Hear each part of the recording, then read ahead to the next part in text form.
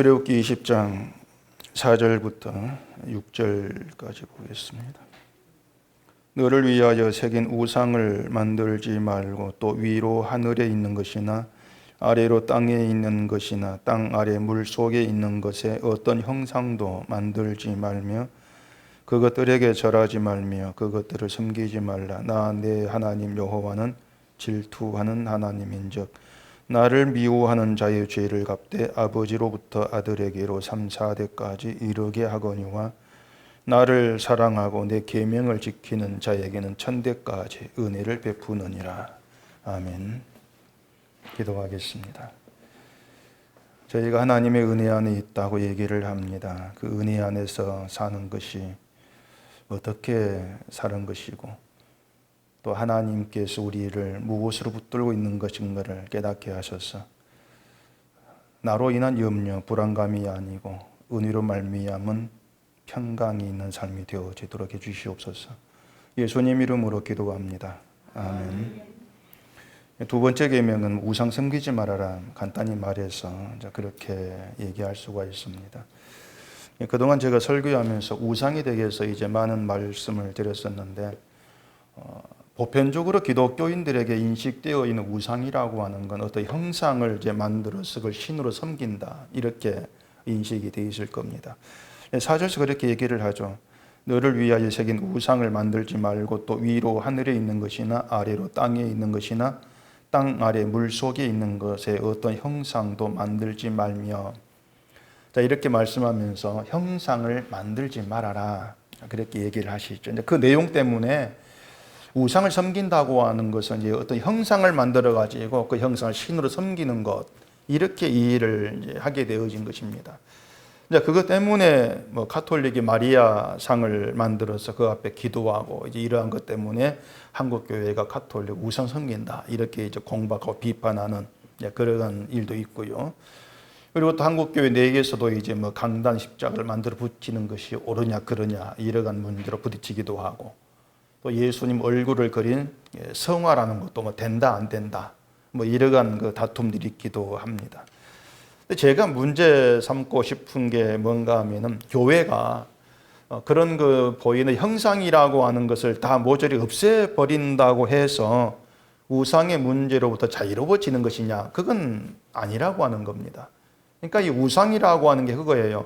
눈에 보이는 형상을 만들어서 그걸 신으로 섬기냐 아니냐 그렇게 해서 우상 섬기고 안 섬기고 것이 판단되는 것이 아닌 겁니다. 결국 우상 문제에도 인간의 신인의 속성이 들어있어요. 그 속성을 가지고 우리가 우상을 생각을 해봐야 되는 것이지 보이는 형상을 만들냐 안 만들었냐 이렇게 가지고 따지게 되어지면 결국 뭐 교회에 다니는 거의 모든 사람들은 나 우상 안 섬겨 이렇게 나오질 수밖에 없는 겁니다. 그러니까 우상 문제라고 하는 것이 그렇게 쉽고 간단하게 해결될 수 있는 그런 문제가 아닌 거예요. 구약 성경에 보면 이스라엘이 우상 문제 때문에 선지자들이 책망받지 않은 때가 없습니다. 선지자 등장했을 때 거의 모든 선지자가 이스라엘의 우상 섬겼던 거 이걸 이제 책망을 했던 걸 볼 수가 있는 것인데 그러니까 인간이라고 하는 그 존재 자체가 한마디로 말해 우상 숭배자예요. 우상 숭배자가 따로 있다는 것이 아니고 인간이란 존재 자체가 우상 숭배자된 것입니다. 이건 기독교인도 마찬가지입니다. 이 말을 뭐 다른 기독교인이 들으면 이제 펄쩍 뛰고 부인할 겁니다. 나는 평생 하나님밖에 모르고 살아는 내가 우상 숭배자냐 이렇게 막 뭐 반발하고 펄쩍 뛰겠죠. 나는 절에 가본 적도 없고 뭐 부처 앞에 절한 것도 없고 점을 쳐본 적도 없다. 신문에 운세 보는 것도 없단 말이죠. 뭐 그렇게 반발할 사람들이 많을 겁니다. 반발할 만하죠. 큰 소리 치는 것들을 평생을 뭐 하나님밖에 모르고 살았다고 할 정도로 교회만 다녔지 우상 뭐 숭배하는 것처럼 어디 딴 데 가고 그런 것은 없다면은 뭐 그걸 누가 인정하겠습니까? 인정 안 하는 게 뻔한 것이죠. 여러분도 그거 아마 쉽게 그게 인정되지 않을 문제예요. 교회를 다니고 우상 숭배자들이 이래버리면은 그걸 인정을 할 수 없는 얘기죠. 그런데 십자가가 뭔가 이걸 생각해 보란 말입니다. 십자가가 뭐냐? 자, 우리 십자가를 믿습니다. 십자가를 믿는데 그 십자가를 믿는다는 것도 간단히 생각지 말라. 제가 이렇게 늘상 말씀을 드리는데 그 대개는 그래요. 예수님 십자가의 죽으심으로 우리 제가 용서되었다는 것을 믿고 그 믿음으로 구원받는다. 이걸 가지고 이제 십자가를 믿는 것 이렇게들 얘기를 합니다. 그렇게 알고 있죠. 그 맞아요. 예수님께 십자가 피를 죽으신 거 이것이 우리 믿음이고 그 믿음으로 구원받고 이것은 이제 뭐 틀린 말 아니죠. 그건 맞는데 주의할 게 뭔가 하면은 그 십자가에서 우리의 죄 용서와 우리의 구원만 그것만 생각을 하는 것은 마치 빵에서 맛없는 밀가루 부분을 없애버리고 버려버리고 달콤한 크림만 챙겨 먹는 것과 똑같은 거예요. 내가 용서받고 구원받는 건 내게 좋은 것이죠. 그것만 달랑 챙기면서 이게 십자가. 그래 버리면 누구든 십자가를 더 좋아하죠. 또 십자가를 믿는다 할 거란 말입니다. 그런데 예수의 피로 우리가 구원받는다 그랬을 때에 왜 그래야만 되느냐 이걸 짚고 넘어가야 한단 말입니다. 왜 예수의 피로 우리가 구원받아야 되느냐 이걸 짚고 넘어가야 되는데 그 과정을 생략해 버리는 거예요. 왜 우리가 예수의 피로 구원받는가? 왜 그래야만 되느냐? 왜 다른 방식으로 안 되느냐? 그러니까 예수의 피로 왜 왜 그렇게 우리가 구원받을지 여기에는요 인간은 그 무엇으로도 자기의 죄를 씻을 수가 없고 구원받을 수 없기 때문에 이게 들어있는 거예요. 그러니까 예수의 피가 아니면 인간은 그 누구도 그 죄를 용서받지를 못한다. 거기에 들어있단 말입니다. 뭐 이것도 이제 뭐 기독교인이라면 다 아는 내용인데 문제는 그 내용을 그 아는 내용을 실제로 나에게 그대로 끌어 들어와서 적용하지를 않는다는 얘기예요. 나의 모든 죄가 예수의 피로만 구원받는다 압니다. 안다면은 그 아는 걸 나에게로 끌어와 나에게 적용을 해야 되겠죠. 인간은 무엇으로 죄를 씻지 못합니다. 내 의로 구원받지 못합니다. 왜 그러냐? 결국은 모든 인간은 하나님 앞에서 죽어야 될 존재이기 때문입니다. 그게 십자가에 다 들어있는 내용이란 말이에요. 우리가 흔히 이제 우리를 가리켜 죄인이라고 하지 않습니까? 죄인입니다. 죄인이라고 하는 게 다른 말로는요, 우상 숭배자일 뿐이라는 것이에요. 그러니까 우상 숭배자와 죄인이 따로 있는 것이 아니고, 지난 수요일 말씀드린 것처럼 우리는 늘 내 속에 다른 신을 두고 산다는 얘기예요. 다른 신이 있고, 늘 우상을 갖고 있다. 그걸로 죄인이라고 하는 것이 드러난다고 하는 것이죠. 인간은 그런 존재일 뿐이라고 하는 겁니다. 이걸 또 다른 말로 얘기하면은 하나님을 안 믿는 뜻이에요. 하나님을 안 믿는다. 자, 인간은 우상 숭배자일 뿐이라고 이제 말씀을 드렸는데 이 말이 우리가 쉽게 인정이 되지 아니한다면 그것은 우상에 대한 내 생각이 있는 겁니다. 우상은 이런 거, 내 생각이 있기 때문에 그런 내 생각을 가지고 들으니까는 그건 아닌데 이제 그런 반발이 있죠. 그러니까 우상을 종교 상식 수준에서만 생각을 하는 거예요. 기독교 말고 다 우상이다. 하나님 말고 다 우상이다. 그런 종교 상식 수준에서 생각하기 때문에 자연히 하나님 믿는 나, 교회 다닌 나는 우상과 무관하다. 그렇게 자기를 생각을 해버린다는 얘기입니다. 그러다 보니까 내가 우상 안에 있다. 내가 우상 숭배자다. 이걸 몰라요. 그 4절의 앞에서 너를 위하여 새긴 우상을 만들지 말고 이렇게 말하지 않습니까? 우상에 대해 얘기할 때 제가 이 얘기를 하지 않은 적이 없어요. 우상이란 이런 겁니다. 뭐냐? 우상의 시작이 나를 위한 신을 찾는 거란 얘기예요. 우상 시작이 날 위한 신을 찾는 거. 그러니까 하나님을 아무리 하나님 이름 부르고 뭐 여호와 부른다 할지라도 그 하나님을 날 위한 신으로 그렇게 생각을 한다면은 그건 하나님이 아니고 우상이란 얘기입니다. 나는 분명히 난 하나님 찾는데요. 아무리 거짓 부르도 소용없어요. 그건 성경이 하나님이 아니라는 겁니다. 그건 뭐냐? 우상이란 얘기죠. 그러니까 날 위한 하나님의 성경이 없단 말이에요. 그게 문제예요. 나를 위해서 일한 하나님의 성경이 없다. 자, 이것도 제가 십계명 전문에 대해서 말씀드려 언급했죠. 십계명 전문 1절 2절 하겠습니다. 1절 2절 보십시다. 하나님이 이 모든 말씀으로 말씀하여 이르시되 나는 너를 애굽 땅 종 되었던 집에서 인도하여 낸 내 하나님 여호와니라. 이게 십계명 전문이라겠어요. 굉장히 중요한 그 내용이라겠는데, 그러니까 이스라엘의 하나님이 누구시냐고 하는 걸 전문심이 밝히고 시작한단 말입니다. 그 하나님 누구냐? 애굽 땅 종 되었던 집에서 이스라엘을 인도해낸 분, 이렇게 밝혀놓고 시작을 해요. 또 이걸 단순히 생각하면은, 자, 이스라엘을 애굽에서 구출했으니까 이것도 이스라엘을 위해서 하나님께서 일하신 것이 아니냐, 이렇게 생각할 수가 있죠. 이스라엘을 애굽에서 구출했으니까 이스라엘을 위한 일. 근데 지금 이 십계명을 지금 말씀을 받는 이스라엘이 어디에 있냐면은 광야에 있어, 광야에. 환경적으로 생각하면은 광야는 애굽보다 못한 곳입니다. 더 못해요. 애굽엔 집도 있죠. 집도 있고 또 먹고 마실 거에 대한 걱정도 없고요. 자기들 목축을 하면서 살았던 삶의 터전이 400년 살아 탄탄하게 집이 구축이 돼 있단 말입니다. 근데 광야에는 집도 없고 그냥 천막을 치고 생활을 해요. 그 천막도 한 곳에 머물 곳이 아니고 계속 길을 떠나가지고 옮겨야 되니까 뭐 오래 있을 것처럼 뭐 튼튼한 천막을 치지를 못합니다. 임시로 쳐요, 그냥. 금방금방 걷기 쉽도록. 그렇기 때문에 그들이 광야에서 지낸다고 하는 굉장히 버겁고 힘들어요, 삶 자체가, 환경 자체가. 우리가 밖에 나근 떠돌아 다니면서 뭐 천막 한 개 달랑 메고 만나 딱 치고 지내고 그렇게 살아봐요. 그것도 겨울에 하면 그렇게 산다면은 얼마나 힘들겠습니까? 그러니까 이스라엘의 그 환경이라고 광야라고 하는 건 우리가 뭐 그때를 지금 실제로 못 봐서 그렇지 굉장히 열악하단 말입니다. 분명히 애국보다도 훨씬 못하는 그 환경이 있어요. 그렇기 때문에 이스라엘은 아니 우리가 이르려고 애국에서 나왔나, 이런 불평이 없을 수가 없는 것이죠. 때문에 이스라엘은 출애굽은요 이스라엘을 위한 게 아니에요.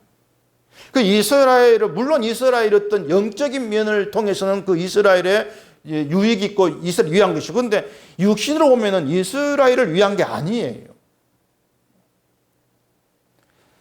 자, 이걸 생각해 봅시다. 하나님이 이스라엘을 애굽에서 인도하여 내신 것이 이스라엘에게 눈에 보이는 걸 주기 위함입니까? 보이지 않는 걸 주기 위해서입니까?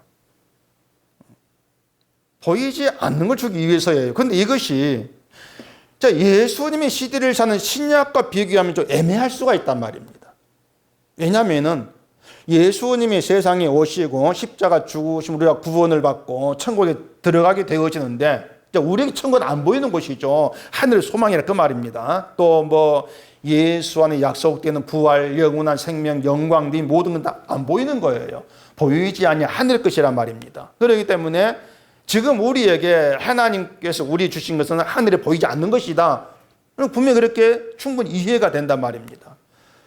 그런데 그에 비해 이스라엘은 지금 약속의 땅으로 인도에 가는데, 약속의 땅 보이는 땅이에요. 실제로 있는 땅이에요. 가나안 민족이 거주한 땅이에요. 그러니까 약속의 땅이라고 하는 것이 무슨 뭐 신기루처럼 보이는 것 같은데 실제 존재하지 않는 환상 같은 그런 땅이 아니란 얘기입니다. 실제로 존재하는 그 땅, 그 땅을 주시고 그 땅에 살게 하시는 것은 분명히 보이는 걸 주신 게 된단 말이에요.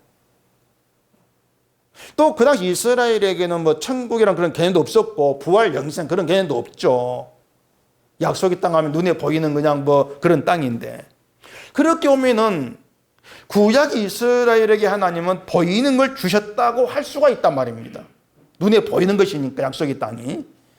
그런데 그게 맞다고 하게 되어지면은 한 가지 왜 의문이 들 수밖에 없는 게 뭐냐면은, 보이는 땅을 주시려면 왜 굳이 가나안 땅이냐, 이런 의문이 들어오게 돼요. 왜냐하면 얼마나 다른 방법이 있다는 얘기예요. 애굽 땅을 빼앗아 가지고 이스라엘에게 줄 수도 있는 것이고, 보이는 땅을 주시려면은, 또 그것이 아니려면은 광야라고 하는 것 40년 과정이 없이 뭐 지중해 해안가로 해가지고 곧바로 가나안으로 가게 할 수도 있는 거예요. 그 가나안 앞에 해안가로 가면은 블레셋이 있다겠는데 블레셋도 하나님께서 뭐 치시면 되는 거, 처리하면 되는 거죠. 그러니까 얼마든지 보이는 땅이 목적이라면은 방법은 가나안 땅이 아니라도 얼마든지 길은 있다는 얘기입니다. 근데 굳이 가나안 땅이 약속의 땅이 되어지고 그 땅을 가게 하시는데도 왜 굳이 광야 40년 길을 뺑뺑 돌게 하시면 집어넣느냐 말이에요. 보이는 게 목적이라면은. 그런 그 내용들을 통해서 지금 하나님 이스라엘에게 그 약속의 땅이라고 하는 게 비록 눈에 보이는 것이지만은 보이는 땅을 주고자 하는 게 목적이 아니라고 하는 겁니다. 그래서 약속의 땅으로 데려가는 그 여정들 속에서 우리가 결국은 실감하게 되어지는 것은 우리가 생각할 수 있는 그런 예상들, 하나님에 대한 예상들, 하나님은 이스라엘을 이렇게 인도할 것이지, 그런 예상들이 실제로 하나님께서 하신 일과 전혀 안 맞다는 겁니다. 늘 하나님은 인간의 기대와 예상을 뛰어넘어 일하시고 계시는 거예요. 인간이 기대하는 것 안 맞고 예상하는 것 안 맞고 뭔가 안 맞아요. 그렇게 일하고 계시는 거예요. 그래서 이스라엘이 보이는 땅인 가나안으로 가기는 했지만은 지금 하나님은 단순히 그 보이는 땅을 살기 좋은 곳으로 만들어 가지고 이스라엘에게 주려고 하시는 것이 아니다.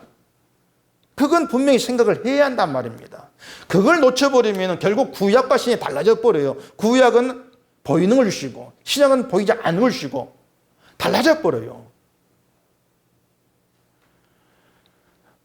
그 하나님 이스라엘 백성들에게 그 가나안 땅으로 이제 가게 하시면서 신명기에서 가나안 땅에 들어가거든 그 민족들의 가증한 행위를 본받지 말라고 했습니다. 그 민족의 가증한 행위가 뭐였습니까? 뭐 아들, 딸 불태우면서 제사를 드리고 또 무당을 찾고 길흉을 점치는 자를 찾고 점쟁이 찾고 이런 행위를 얘기했어요. 이것은 무당, 점쟁이는 미신이니까 믿지 마 이런 의미가 아니라겠죠. 그 무당이나 점쟁이는 소위 인간의 미래를 위해 존재하고 있습니다. 인간의 미래를 미리 좀 알아내가지고 인간의 미래를 좋게 하는데 어떤 방법을 주고 이런 일을 해주는 게 무당과 점쟁이에요.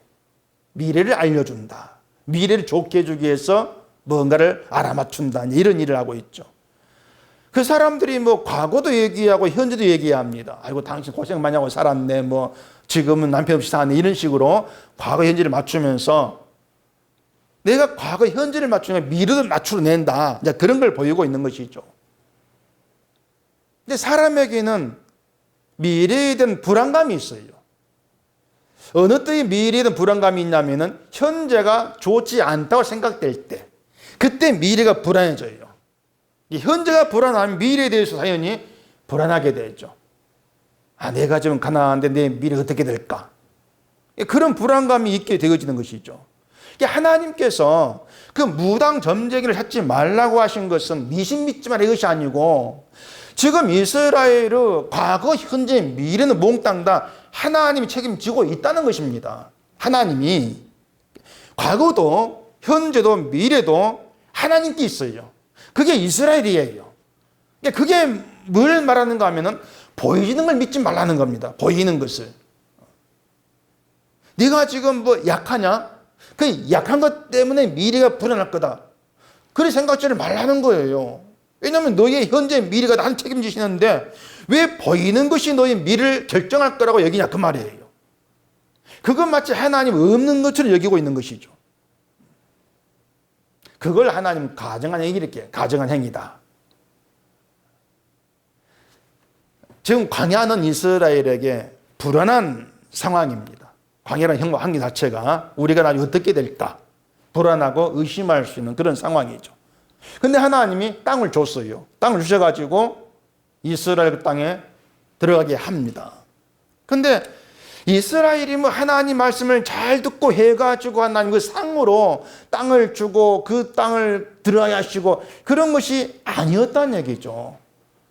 광야 40년 거치면서 그들에게 늘 나온 것은 원망과 불만밖에 없는데 하나님께서 그 원망, 불평을 다 덮고 용서하시고 약속의 땅을 주신 거예요. 근데 광야 40년이라고 하는 것은 우리가 이런 사람밖에 안 되는데 하나님께서 이 땅을 주시네. 약속대로 하시네. 이걸 보이고 있는 거예요. 때문에 이스라엘은 하나님 믿는다고 하는 것은 현재 자기들의 어떤 형편과 문제로 인해서 미래를 불안해하지 않아야 될 사람들 그 뜻이란 말입니다. 네가 아직 현재 믿음이 없어? 그래 미래가 불안해? 네 광야 40년의 미래가 이미 현재가 하나님 안 믿는 것이었잖아. 근데 하나님이 그 땅을 줬잖아. 그거란 얘기예요. 근데 그 땅에 들어와서 우리가 어떻게 들어왔느냐? 원망과 불평으로 가득한 우리인데 하나님 그걸 다 덮으시고 그 땅을 주셨다. 그러면 현재 자기들 믿음이 뭐 좀 없다고 해서 뭘 못한다고 해서 우리 미래가 심판인가? 그렇게 나와진다면 그들을 애굽 땅에 인도해낸 하나님 안 믿는 거란 얘기예요. 그러니까 그 애굽 땅에 인도해냈다고 하는 것은 그렇게 다 연결되어 있다는 얘기예요. 하나님이 누구냐 하는 것이죠. 결국 이스라엘에게 약속의 땅은 눈에 보이는 것입니다. 보이는 것인데 하나님이 그 약속의 땅에 집어넣어서 그들에게 지금 보이시고 알게 하고자 하시는 것은 하나님께서 이스라엘에게 은혜로 함께한 믿음의 세계예요. 보이지 않는 믿음의 세계. 이걸 알게 하기 위해서 광야를 거치게 하고 그 약속을 주신 거란 얘기예요. 결국 보이는 걸 하나님 주시는 것이 아니죠. 보이지 않는 은혜의 세계. 이걸 알게 하기 인도하시는 것이죠. 하나님의 은혜와 긍휼을 알게 하고 그 은혜와 긍휼이 나를 살게 하는 그걸 믿는 믿음의 세계를 주신다는 것이고 그게 오늘 우리에게는 예수 그리스도 세계예요. 그 보이지 않는 믿음의 세계가 예수님으로 인해서 우리 앞에 확실하게 드러나게 된 거란 얘기입니다. 하나님의 은혜와 긍휼이 십자가로 드러난 것이고 그 십자가 의미하고 있는 것은 우리의 현재와 미래에 대해서 불안해하지 않아도 된다. 그게 십자가예요. 이게 보이는 것이 내 미래를 보증하는 것이 아니고 예수 그리스도의 너의 보증이라는 겁니다. 주님이. 그걸 믿느냐고 하는 거죠. 에베소서 1장 한번 찾아보십시오. 에베소서 1장 13절 그 안에서 너희도 진리의 말씀 곧 너희의 구원의 복음을 듣고 그 안에서 또한 믿어 약속의 성령으로 인지심을 받았으니 이는 우리 기업의 보증이 되사 그 얻으신 것을 속량하시고 그의 영광을 찬송하게 하려 하심이라. 자, 우리 기업은 하늘에 있는 것입니다. 하늘에 있는 것인데 그 하나님께서 예수 그리스도 안에서 우리에게 주시는 기업이죠. 영원한 땅은 위의 것을 얘기를 하는 것인데 우리로 하여금 하늘의 것을 기업으로 받게 하신 그 보증이 예수 그리스도라고 하는 거죠. 우리가 예수 안에서 흠 없는 거룩한 자로 하늘의 것을 기업으로 받는다. 그 보증이 우리가 뭐 신앙생활 하면서 뭘 잘하고 뭐 선을 행하고 그게 보증이 아니고 예수 그리스도가 보증이시다. 예수님 십자가 보증이시다 그 말입니다. 그렇기 때문에 신자는 보이는 걸 근거로 해가지고 보이는 걸 얻기 위한 자가 아니라는 것입니다.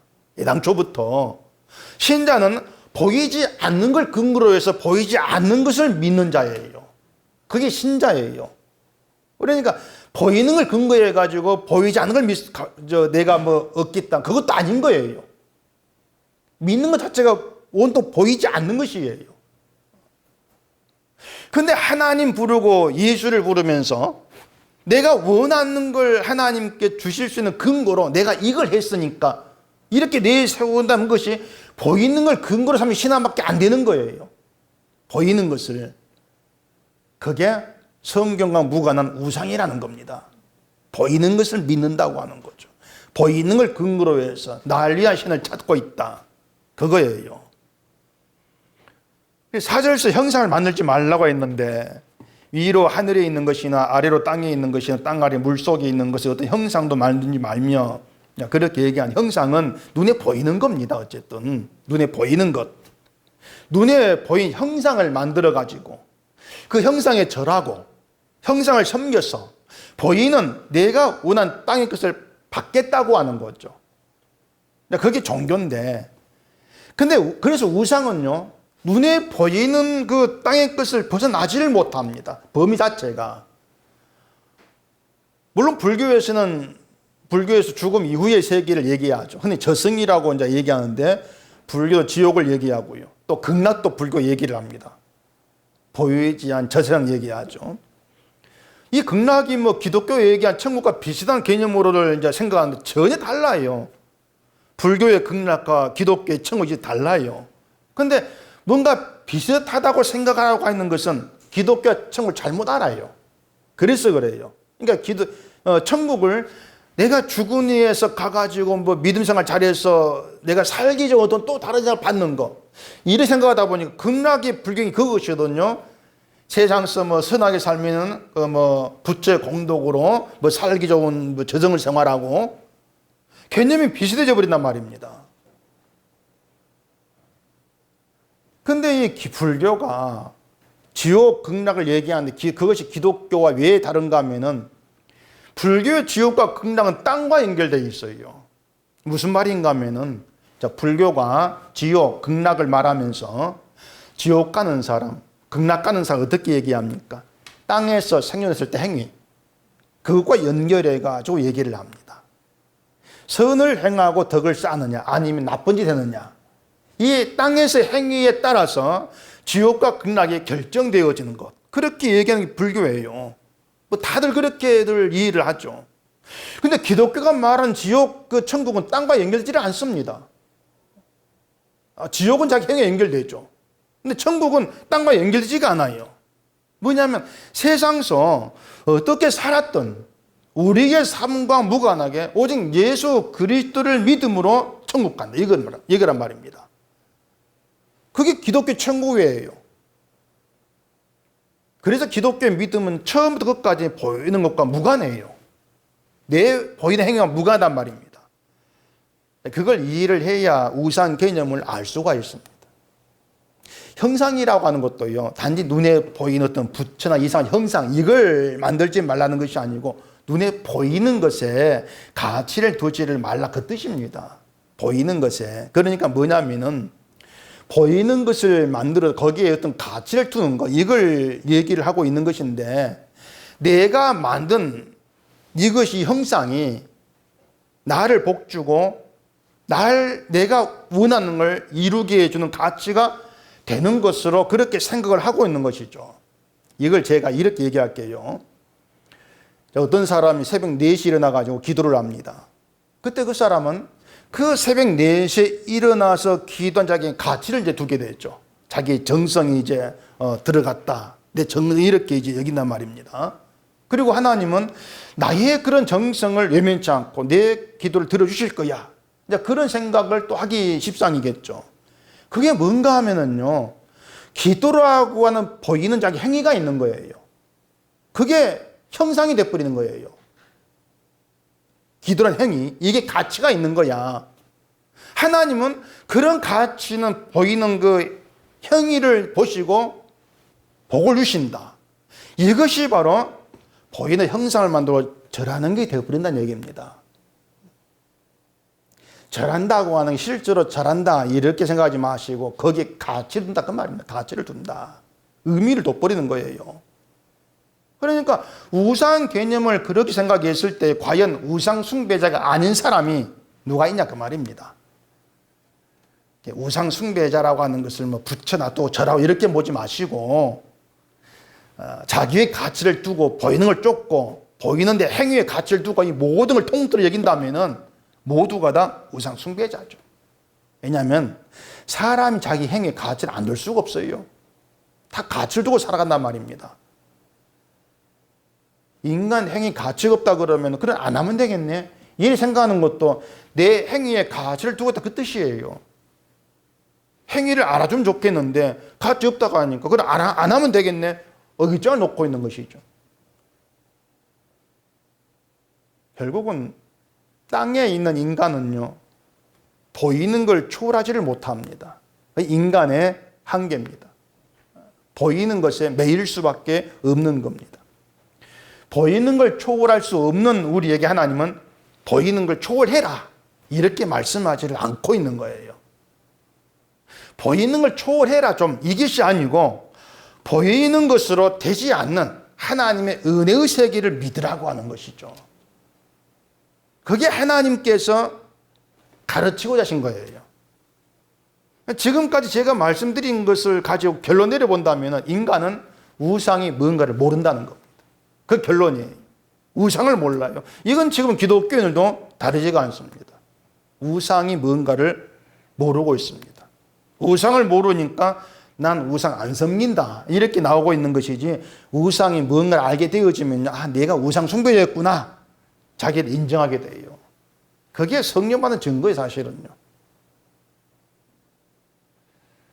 오늘 보면 또 5절 6절 보십시다.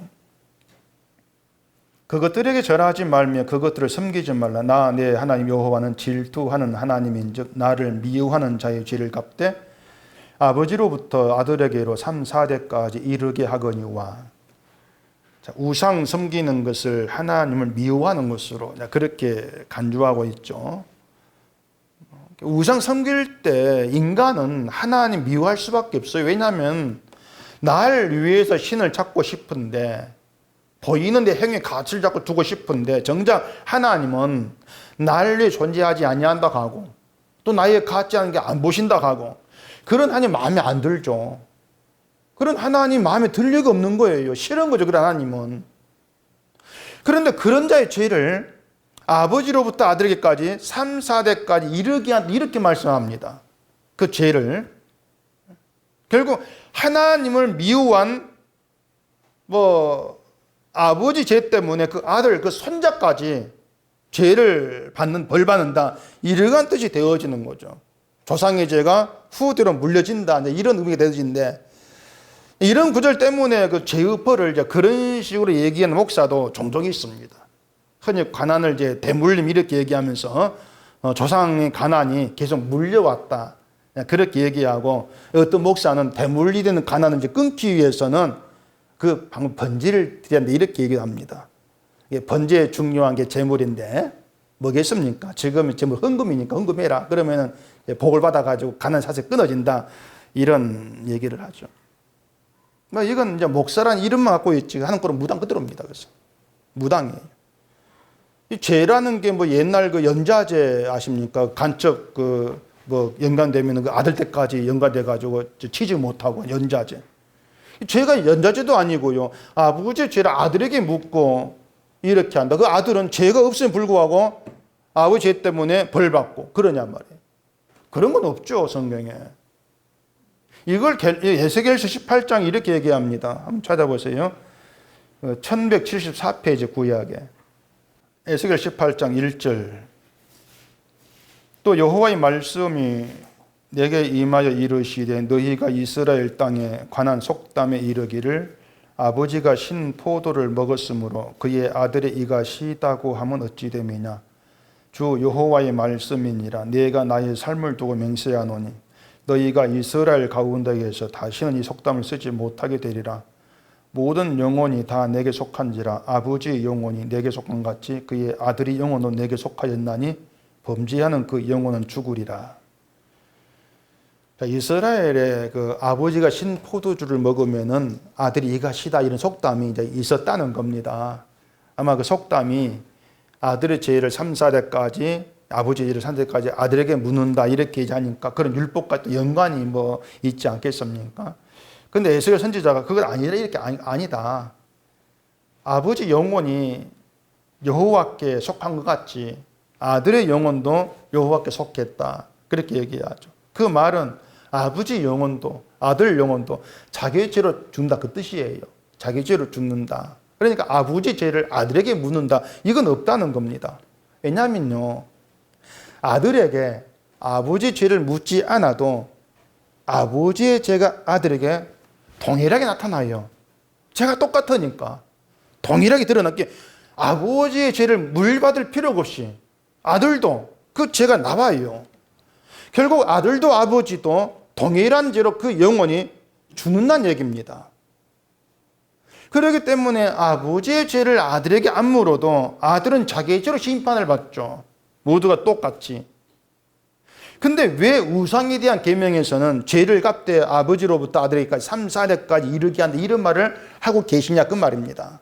그 말은 하나님을 미워하는 우상을 섬기는 죄가 아버지에게서만 아니고 아들에게로 자자손손 이르도록 드러난다는 거예요.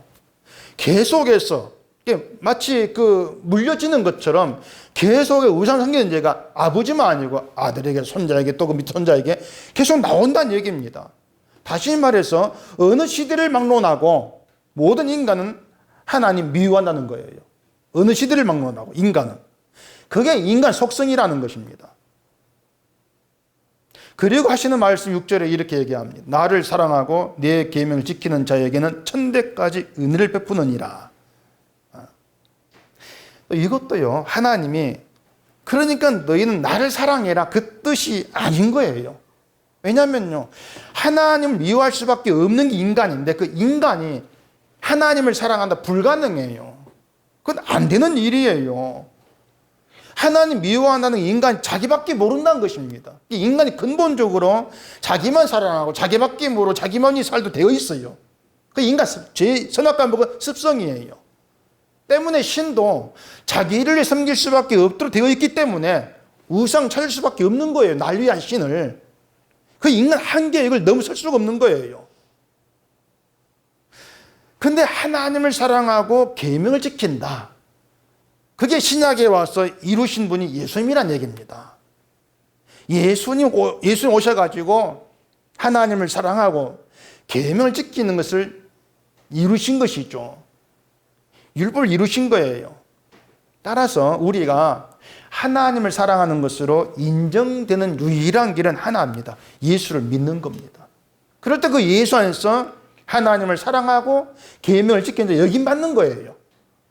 사랑했다, 계명 지켰다는 것이 아니고 주님의 그 사랑이 주님의 계명 지키고 이루신 그것이 우리의 공로로 여겨진다는 얘기입니다. 그게 예수를 믿는 믿음의 세계다. 이걸 얘기하고 있는 거 우리에게. 그래서 예수 그리스도 안에서 보이는 세상을 우리가 이제 보는 것이 아니고 보이지 않는 예수님의 나라에, 은혜의 나라에 소망을 두는 것이 하나님을 사랑하는 것이고 계명을 지키는 것이다. 이렇게 되어지는 겁니다. 날 보는 것이 아니고 예수님이 행하심 보고 예수님 행하심 안에서 우리가 판단되어진다. 그게 복음이에요. 때문에 신자가 지금 내가 이렇게밖에 못하는데 구원받을 수 있는가 이렇게 나오는 것은 결국 보이는 것에 가치를 두고 있는 것밖에 안 되죠. 보이는 것에다가. 그래서 죄를 묻을 때에는요 3, 4대까지 묻는다고 하고 은혜는 1000대까지 이렇게 얘기합니다. 다르죠. 3, 4대, 1000대 말이 달라져 버려요. 그게 뭐냐면요 죄가 3, 4대까지 그렇게 하나님께 물으신다는 건 죄가 끊어질 때가 있다는 얘기예요. 중지될 때가. 1000대까지라고 하는 것은 1000대가 끝나면 그 이후부터 아니다 그것이 아니고 1000대라고 하는 것은 이미 인간의 한계를 넘어서버린 시대예요. 그래서 창세기에 사람이 살 때 1000살을 못 넘깁니다. 그건 인간의 시간이 아니에요. 무한한 영혼을 얘기해요. 그러니까 1000대까지 은혜를 베푼다는 것은 영원한 은혜를 얘기합니다. 은혜가 영원히 계속되어진다. 그러니까 인간의 계명을 지키는가 못 지키는가 상관없이 하나님이 말씀을 이루심으로 인해서 우리에게 은혜가 영원토록 베풀어진다는 얘기죠. 우리의 죄는 예수님이 오시고 예수 안에서 끊어져요. 우리를 죄는 안 봐요. 죄가 나온 죄를 안 본다는 얘기예요. 그러니까 3, 4대까지 묻는다 그 말입니다. 1000대까지가 아니에요. 만약에 죄를 1000대까지 물으면 제가 영원해져 버린 것이죠. 그렇게 은혜와 죄가요 세계가 달라요. 은혜는 영원하고 예수 안에서, 죄는 예수 안에서 끊어져요. 주의 피로 말미암아. 때문에 우리가 예수 안에서 이미 죄를 죄로 여김받지 않은 존재들이고 대신 은혜가 영원토록 되어진 존재가 바로 신자이기 때문에 그런 우리가 눈에 보이는데 행위를 가지고 나를 판단한다. 그 자체가 보이지 않는 은혜의 세계를 우리가 멸시하는 것밖에 안 된다. 그게 우상의 개념으로 이렇게 되어지는 것이죠. 그래서 신자가 천국을 산다는 것은요 내 힘으로 되는 것은 없고 모든 것이 말씀으로 오신 예수로 되어졌다는 걸 믿는다는 거예요. 그게 천국을 사는 거예요. 그 믿음으로 사는 것이. 그렇기 때문에 하나님의 계명은 지키라 그 의미로 주어지는 것이 아니고요. 하나님의 은혜와 사랑을 선포하는 복음이에요. 십계명 자체가. 그 안에 복음이 들어있어요. 은혜의 세계를 얘기해 주는. 이 복음을 이스라엘이 보지를 못했던 것이고 예수님이 그들에게 오셨음에도 불구하고 보지를 못했죠. 그 이유가 뭐냐면 끝까지 이스라엘 민족 자기를 위한 하나님을 포기를 못한 거예요. 그래서 그들이 갔던 신앙의 길은 우상 섬기는 그런 길밖에 아니었던 것이죠. 이건 지금도 다르지가 않습니다. 날 위한 하나님이 아니고 하나님의 영광을 위한 내가 있을 뿐이에요. 우리를 거룩한 존재로 부르셨으니까 내가 원한 천국 없습니다. 하나님께서 이루신 천국이 있을 뿐이죠. 그 천국이 무엇이고 말씀을 또 알아가는 것이고 그걸 통해서 나는 지금의 내 어떤 그 속성, 내 습성은 지옥 가는 게 마땅한데 이 모든 것이 예수 그리스도 안에서 다 덮음받았구나. 그걸 믿는 게 천국을 사는 거죠. 근데 그 천국이 내 성에 안 찬다. 그것 때문에 결국은 내가 원하는 삶, 내가 원하는 천국을 얻으려고 신을 찾고 부르고 하나님 그런 분으로 자꾸 내 상상에 만들어내고 이렇게 나오면서 보이는 행위에 가치를 두고 이런 잘못된 길로 가버린다는 얘기입니다. 그것이 우상 섬기는 길로 가는 것이다. 하나님 미워하는 것이다. 이렇게 얘기를 하고 있는 것이죠. 때문에 우리는요, 난 우상 안 섬길 것이 아니고 십자가를 통해서 내가 하나님보다 우상을 더 좋아하는 그런 나였구나. 내가 우상 숭배자구나 확인하면서요. 그런 나에게 베풀어진 은혜를 알아가는 것입니다. 그게 중요한 거예요.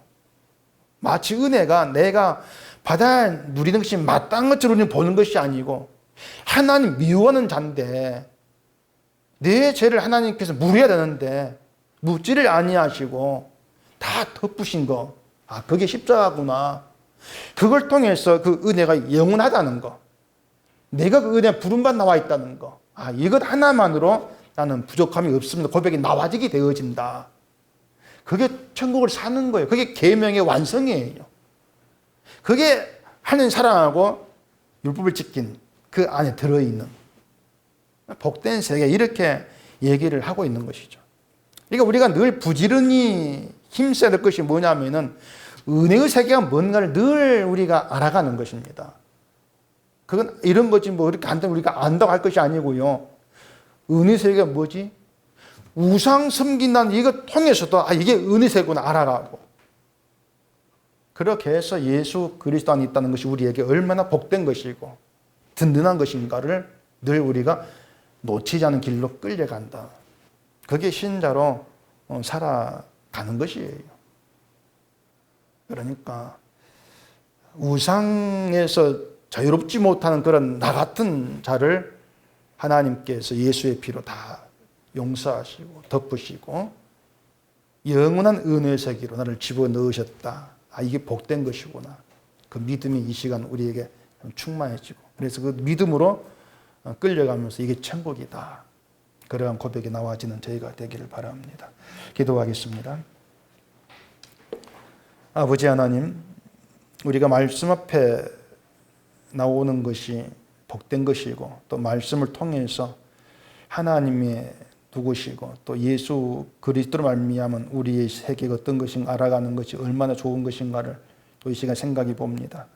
우리는 늘 내가 십자가를 잘 믿고 우상과는 상관없는 대로 얘기했는데 오늘 또 말씀 안에서 내가 우상 숭배자였다는 것을 깨달아 확인하면서 이러한 내게 베풀어진 은혜의 세계 이것이 얼마나 복된 것인가를 놓치지 않고 그 복됨으로 인해서 감사함이 있고 또한 기쁨이 있는 저희가 되어지게 해주시옵소서.